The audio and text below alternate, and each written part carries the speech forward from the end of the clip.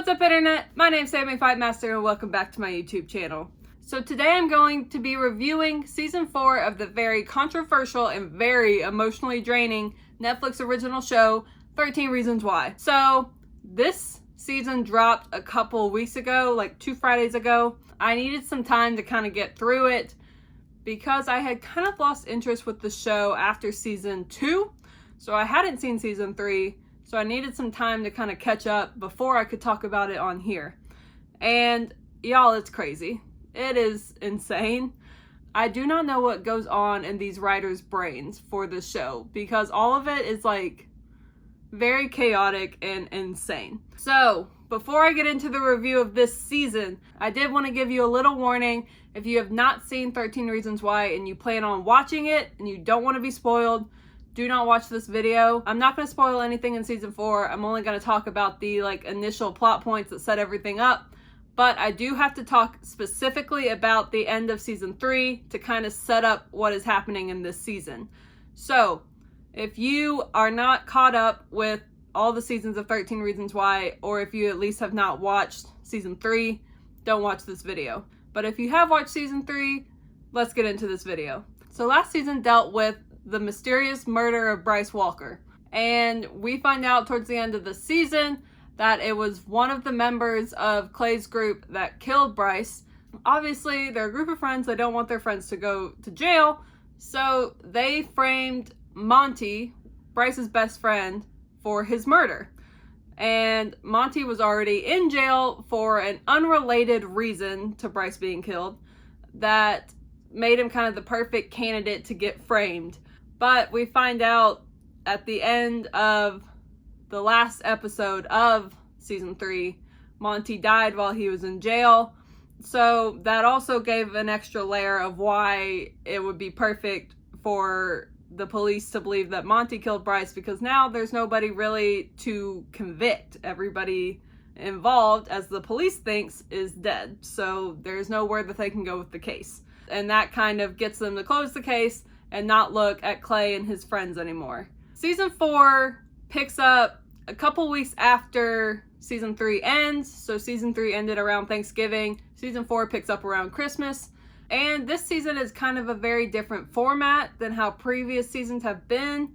So previous seasons, you've seen at the beginning of the season, there's some big tragedy that happens, and you spend the whole season learning what happens through a series of flashbacks and flash forwards and things like that, where you're spending almost equal amount of time in the future as in the past.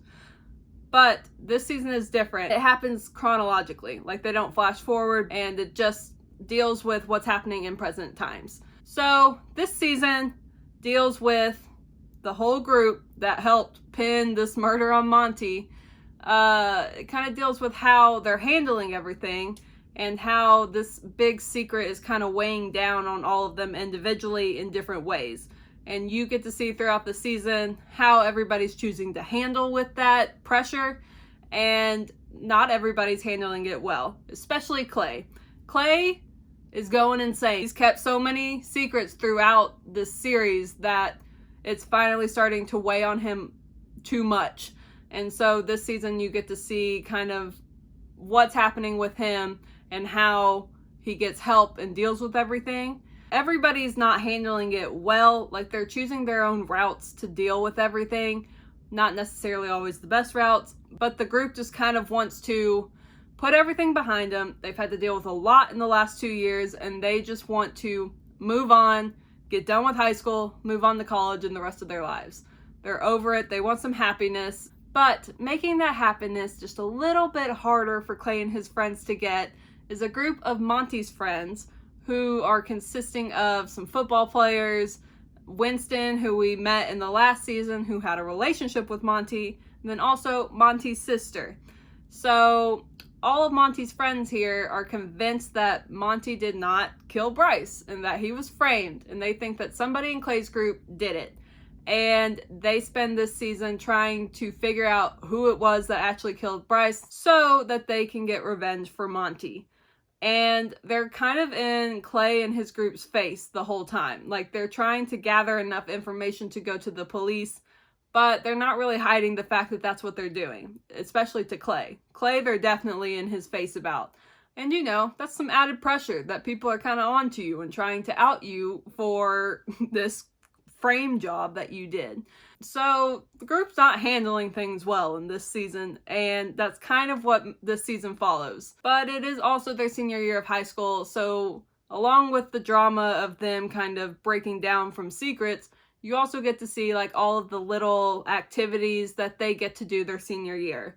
Like their school does a senior camp out where they all go out into the woods and camp out for a weekend and all that, which just seems like trouble to me. But also you get to see prom, which was my favorite episode. It's the second to last episode of this season, and it just felt like a nice little like release. Like it felt like a good happy moment in time for these kids that they desperately needed, and that this show desperately needed. The show is so dark. You just needed an episode to brighten things up and not feel so heavy. And that's kind of what the prom episode is, which is why it was my favorite. Just seeing all of the promposals and all the couples being all cute and dancing. I loved it. And it came at a much needed time in this season. I'm not going to spoil the ending, so I'll kind of leave things off there. There is a final episode that made me cry a lot. I'll say that. I shed a lot of tears for the final episode of this show. You get to see a big plot twist happen in the very last episode that I definitely did not see coming. And honestly, I didn't think that it was needed, but it happened. Whatever. Also, another thing about this season is that it is quite a bit more gay than I thought it was going to be. So we know, obviously, since the first season, we've known Tony's gay, has a boyfriend, all that. But we also get to see Alex kind of is discovering new things about his sexuality throughout this season, and I really liked it, and I thought it was really cool to see. His kind of journey was another good bright point to watch throughout this season. I am going to give this season 3 stars because everything just seems so disconnected. Like, none of the storylines really seemed like they went together well. Not to mention the ending didn't need to end that way whatsoever. It was just like, well, we need some big thing to happen, so let's do this. But I was not a fan of what they chose to end the show as. I mean, like, it's a drama show, and it definitely fulfills that to, like, a new level. But the writing just didn't seem that great this season. Like, it just seemed like a lot of things were happening that it seemed like they were trying to wrap things up, but also throw in some new things that didn't need to necessarily be introduced. There are a lot of points throughout the season that I was like, why is that happening? Like, why is that necessary to this show whatsoever? There's just too many of those moments to make me think that it was a great season. This season kind of disappointed to me. I really loved the first season of the show, and I was so excited for it to come out because I read the book 13 Reasons Why that the show is based off of when I was in high school. Really liked the book, and I was very excited to see the show. However, the end of the first season is kind of how the book ends. Like, that's it.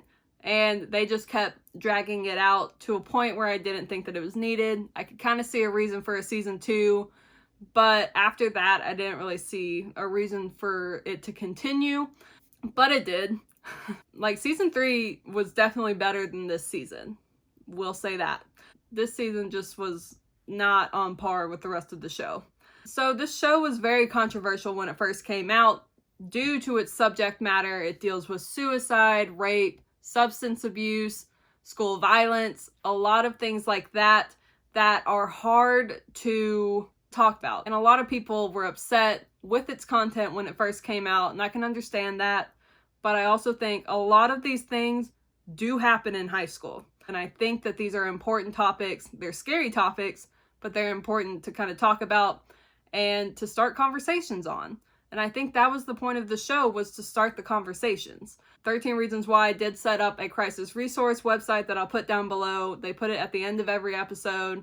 They have a warning at the beginning of the seasons about the things that they do deal with. If you do choose to watch the show, if you struggle with any of the issues, don't watch it alone. Or if you do watch it alone, talk to somebody afterwards. So that's just my little spiel. I'm not going to tell you you have to go watch the show. Alright, well that's really all I've got to say about this season. It was okay. It disappointed. I was expecting a little bit more, but if you want to watch it, watch it. If you don't, don't. If you like this video, give it a thumbs up. And if you're new around here, welcome to my channel.